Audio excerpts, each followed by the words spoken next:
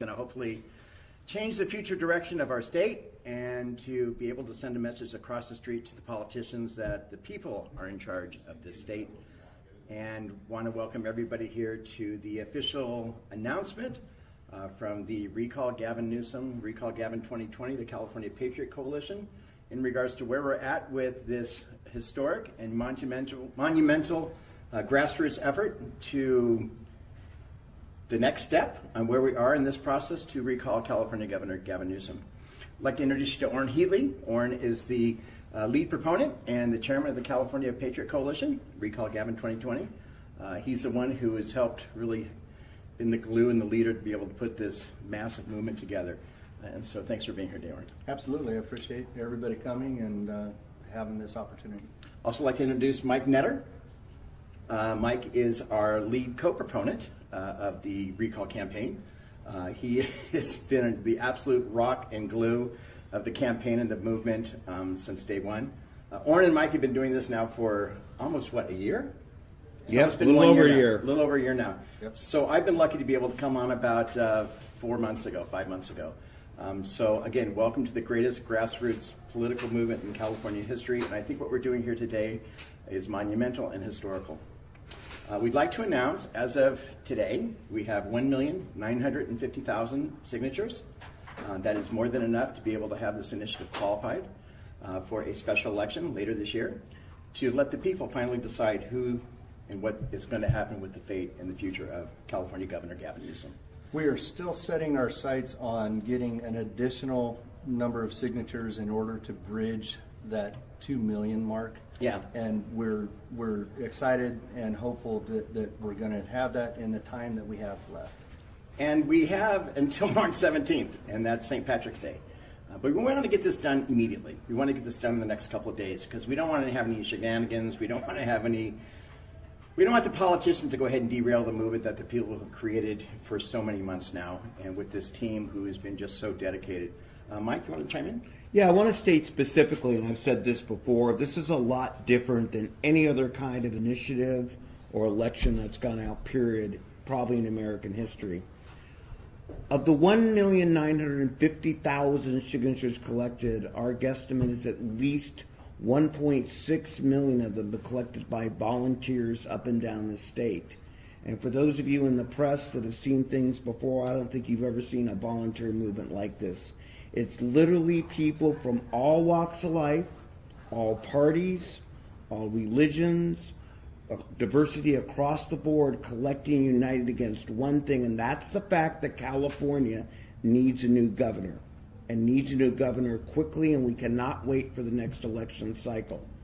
And anybody here, you can debate about that, but I think when you look all around California, and when you take a look at the Secretary of State statistics, you will see that every county in California, almost without exception, has participated in this process. This is not one group doing it, it's all 58 counties participating in a process to exercise our constitutional right to recall the governor of California. We're thrilled. We have close to, I believe, more than, how many volunteers do we have now active, you guys? There's anywhere from 5,000 to 10,000 people out gathering signatures. And that's every single day. And that's boots on the ground every single day of the week. That's remarkable. So we're tracking an average of about 92,000 signatures a week at this point. And I think what's also important to note, to Orrin's point, it's not only how many we're tracking per week, but even at this late stage, with the number of signatures that we've announced, the momentum is building. Californians are consistently becoming more disgruntled with how their states run. They're constantly, every week our signature total is going up, and the reason for that is Orrin and I and the whole coalition of the people, we've given them a chance to participate, take action on recalling the governor, and taking action means getting people to sign the initiative.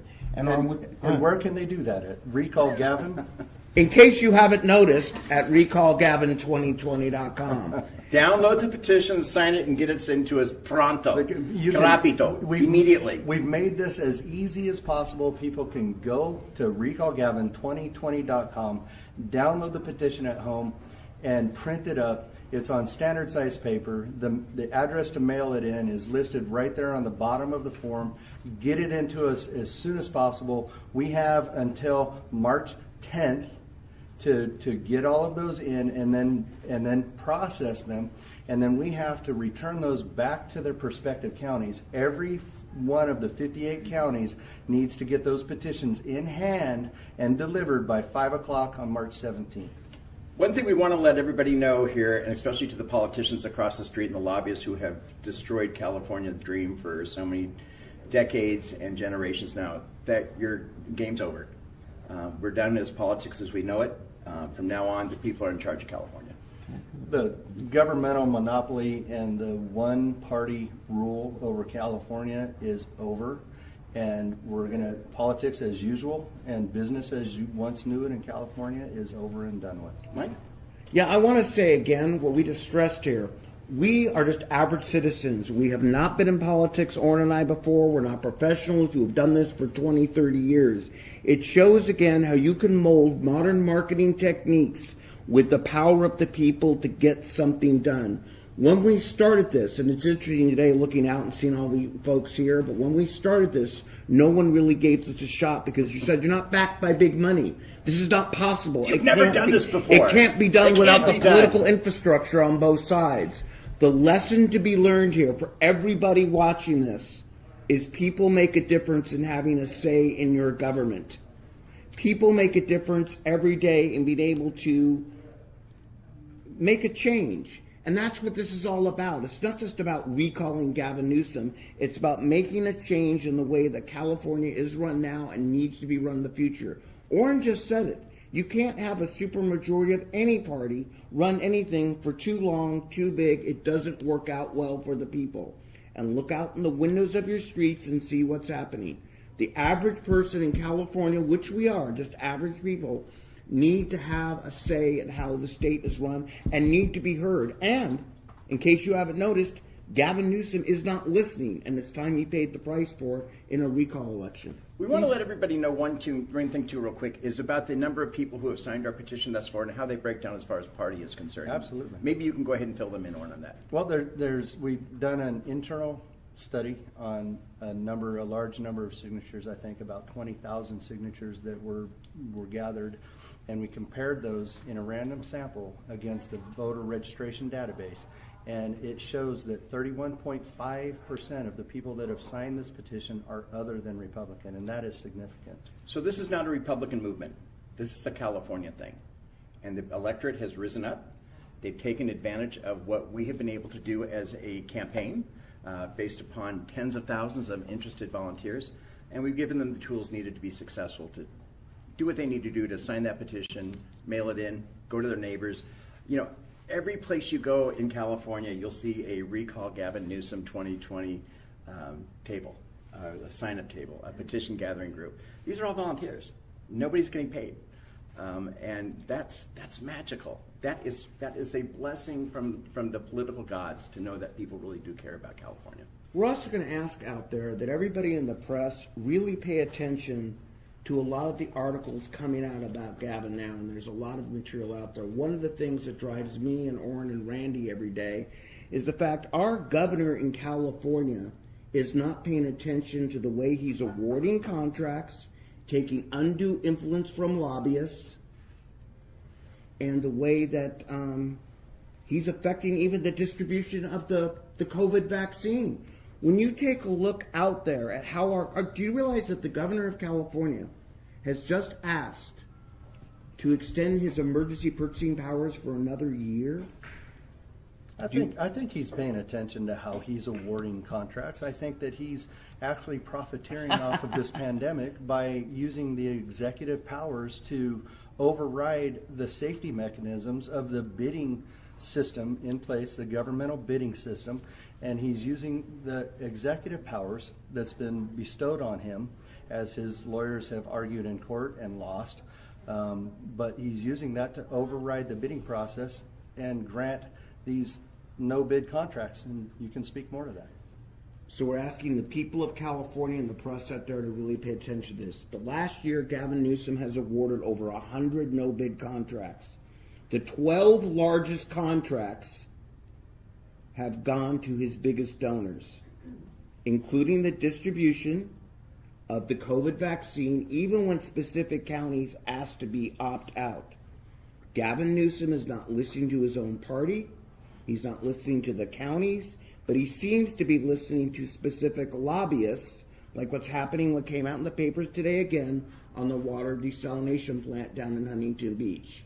We Californians at the people level are paying attention.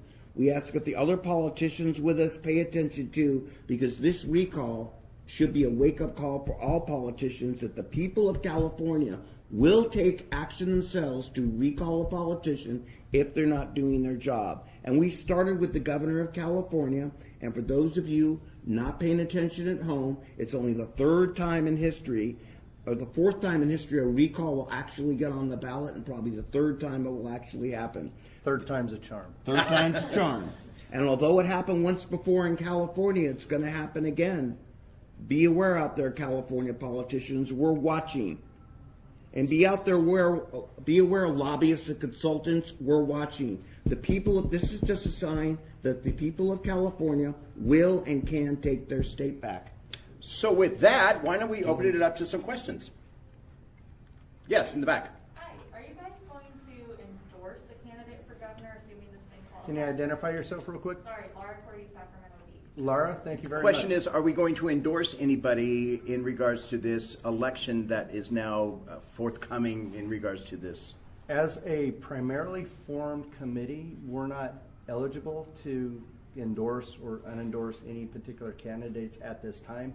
At some point, our campaign will switch over to a general purpose campaign, and when the right candidate emerges, we'll choose to endorse that person. And Oren, do we think that the right candidate has emerged thus far? No comment. No comment. Next question.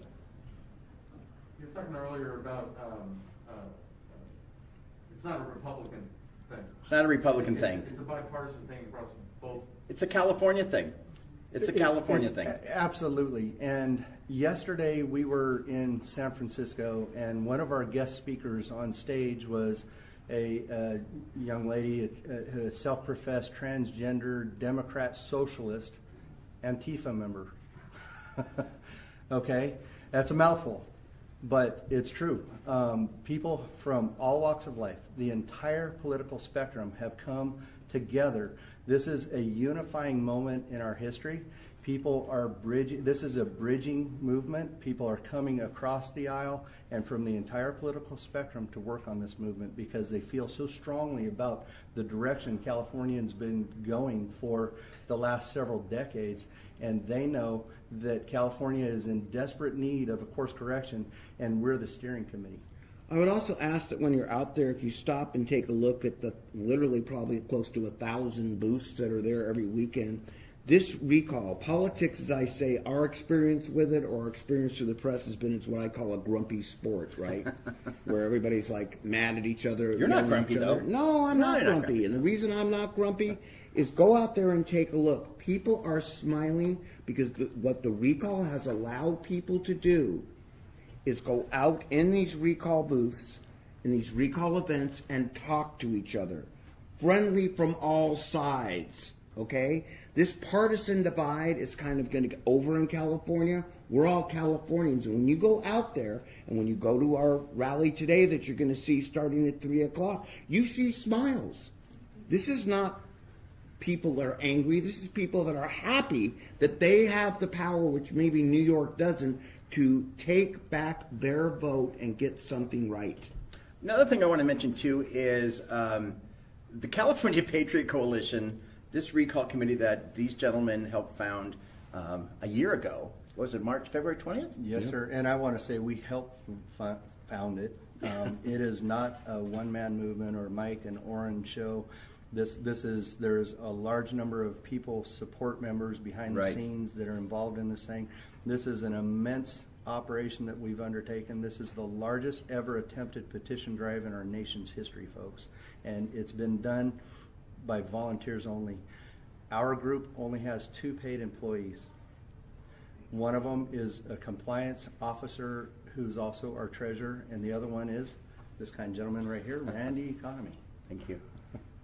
It's been the Sorry, greatest didn't mean to interrupt. political job of my life, to be honest with you. I'm woefully underpaid, though, just like everybody No, else. he is, absolutely. Yes, and back. Sorry, Sophia Bullock from the Sacramento Bee. I'm wondering, in recent weeks, as you guys have collected more signatures, what has been the main issue, or what are the main issues that people are citing that are prompting them to sign? What are they most angry about that Newsom is doing? I'll let Mike start off with that.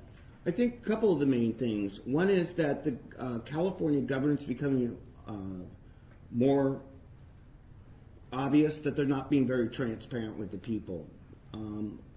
Openings happen with no logic. For example, distribution of the vaccine seems to be botched like a lot of things.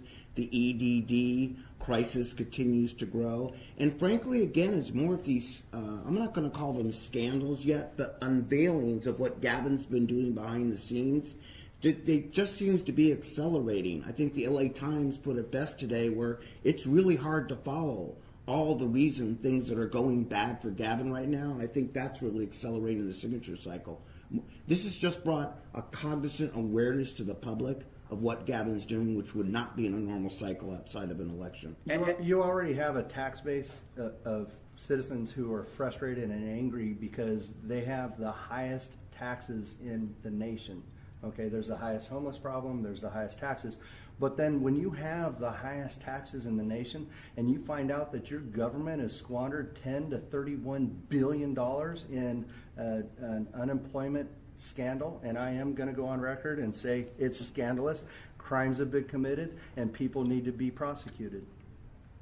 So you have that frustration, and then you have Gavin Newsom taking taxpayer money from our own citizens here at home and applying it to other purposes that it was not intended for, and the scandals there. You have the no bid contracts that are being awarded to profiteer off of the pandemic, through to his friends and his donors, and that sense of frustration is just building in society right now.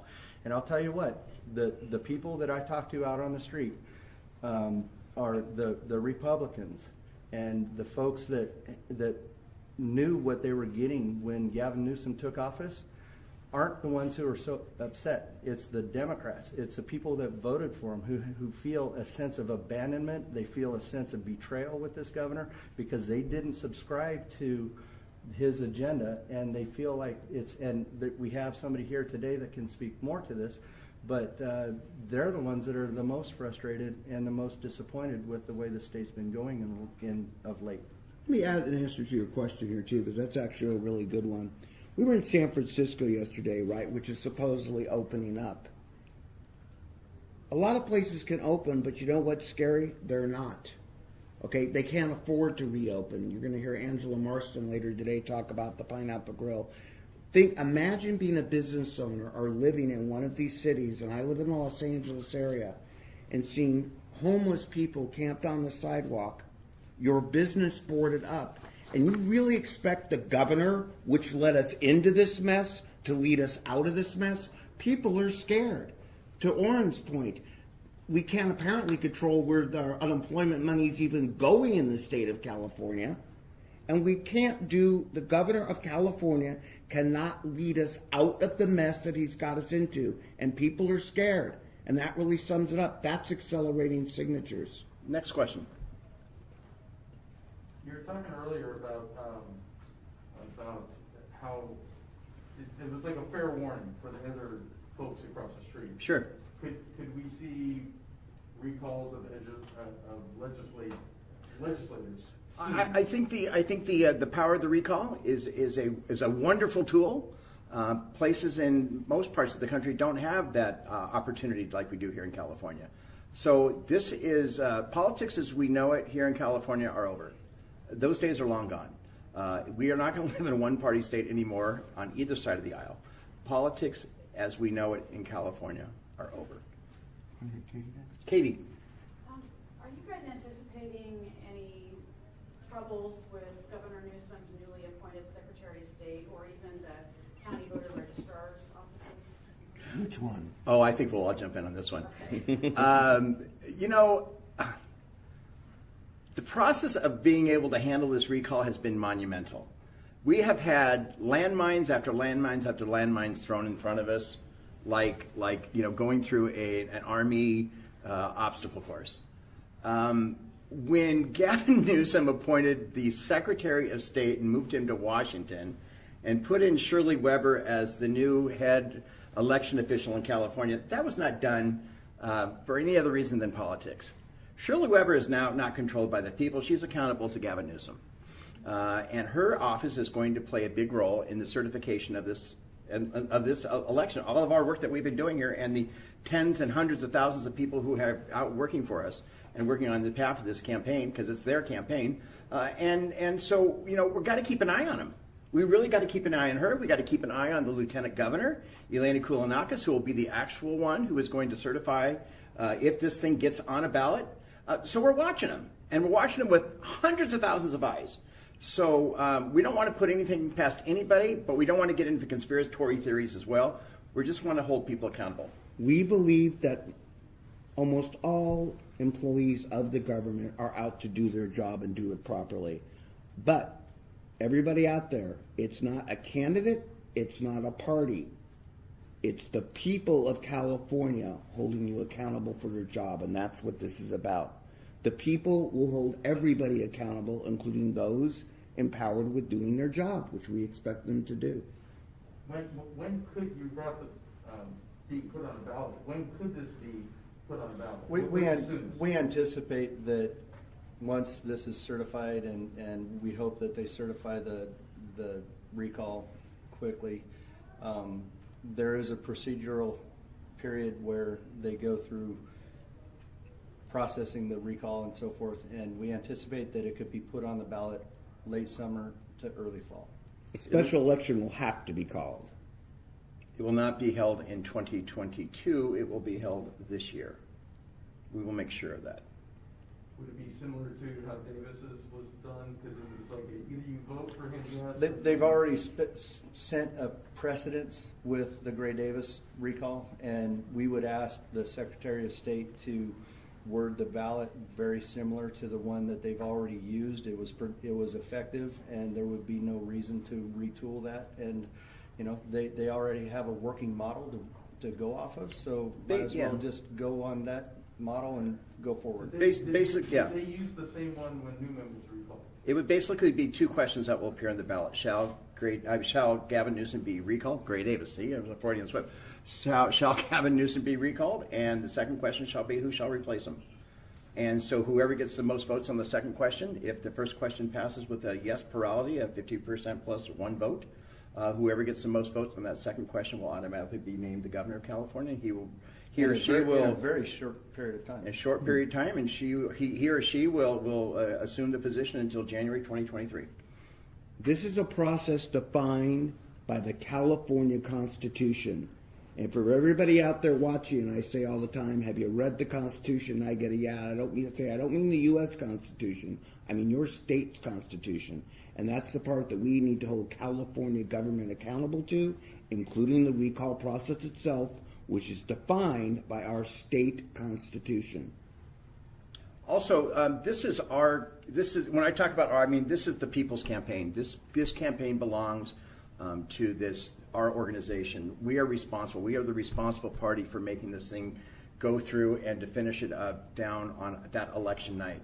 So we're looking forward to a spirited campaign. We're looking for an all-inclusive campaign, and we're looking for a very transparent campaign. And one thing we would love to do is we would like to actually, maybe we have a couple radio shows in Los Angeles on KBC. We would love to be able to have Gavin Newsom come on our show one night at the KBC and actually debate us. Talk to us directly in regards to why he is facing this situation, and he needs to be answerable to the people sooner or later. And so we're going to give him that opportunity. We're extending that invitation to him as well. And by the way, we're doing these radio shows not as paid radio hosts. We're doing it as an extension to keep the discussion going in California for the people. So people have a forum, again, to express themselves, not dependent necessarily on social media, which has been a big portion of our strategy. We want to keep the conversation, this is why Orrin and I started this, to keep everybody in California involved in the conversation about who the governor should be and the direction of the state. Next, anybody? On to the board. Just for some background, when Gray Davis was recalled, there was about 135 people that put their name on that list. And there's one of the popular questions is well, can Gavin Newsom put his name on that list? Other than those two questions, Gavin Newsom's name will not appear on the next ballot by law. So one thing we want to do now is, as you know, we're getting close to the final day of signing the petition and our recall, and we have going to do a quick little signing ceremony between Orrin, myself, and Mike to make sure that our names are officially added to the list. So gather around. One of the things which deserves being blown up. Whoops. Sorry, guys, we're not real good at this. Okay? I didn't want to mess up everyone's hearing. Go. So this is our petition to recall, and like 1,950,000 registered voters have already signed this. And we're going to put our names to it right now. And before we do, I'd like to make one point for those, because a lot of people have signed the petition, not many read it. Number, I believe, 4 here in Gavin Newsom's response. Our economy and employment are historically strong. Huh? Maybe not. So Not maybe so much. Gavin is really, maybe his employment is historically strong. We're hoping to change that. And maybe his economy is historically strong, but not the peoples of California. Sign away, my friend.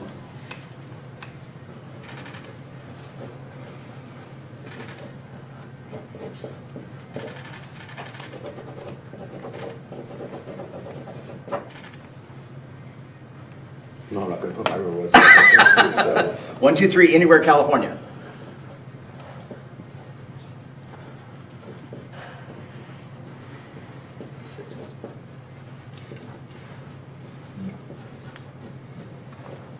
Good job.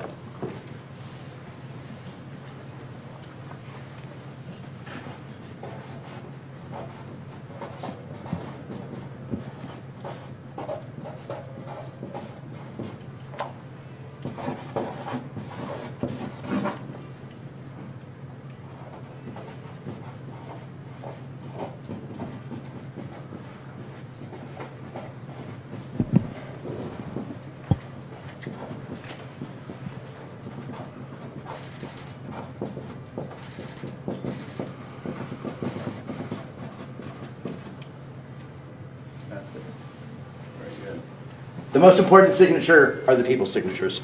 That's right. And this guy right here. And Bailey. Bailey's the official campaign doc, by the way. And I'd like to note again, what we have up here is the 8.5 by 11 version of the petition. And this is different because, again, our original strategy was not to get paid petitioner people, right? So putting 8.5 by 11 means they could go to recallgavin2020.com and print it out themselves. Orrin and I decided to empower the people of California to not have to go somewhere, do something, but they could start gathering signatures on their own. That's an important lesson for everybody here with these cameras. Understand? The whole idea is empower people with democracy. What a novel idea. So with that, we're going to have a little rally this afternoon. Anybody else have any questions? Orrin, myself, and Mike will be available to do some one-on-one interviews with you guys afterwards. Up here, don't you think? What's that, buddy? We talked about putting. Oh yeah, put the total up here. Mike, put the total up there where we're at. Horrible handwriting. Come on, man. Now let's see. This is more since I'm a volunteer. That's a fancy, Orrin, that's a than big pen you got there. I do have a big pen. What number are we putting up, Mike? 1,900,000. My writing is awful. Get the guy who doesn't know how to write correctly and give him the Sharpie. Just as if you make a mistake on a petition, you just cross it out and write it in bigger. 1,950,000 today. And we will be hand delivering this to Gavin Newsom's house. And for all the candidates out there, for everybody out there, I want them to really think of this. You guys have covered a lot of campaigns. The average congressional candidate gets 150,000 votes. All right, in the different districts, Nancy Pelosi got 275,000 votes. Yet, 1,950,000 people so far have signed to remove Gavin Newsom from office. God bless you and thank you for coming today. We hope to see you out in the rally. We'll be available for any questions. Are there any more questions? Thanks for coming, everybody. We'll see you this afternoon at the rally across the street beginning at 3 o'clock.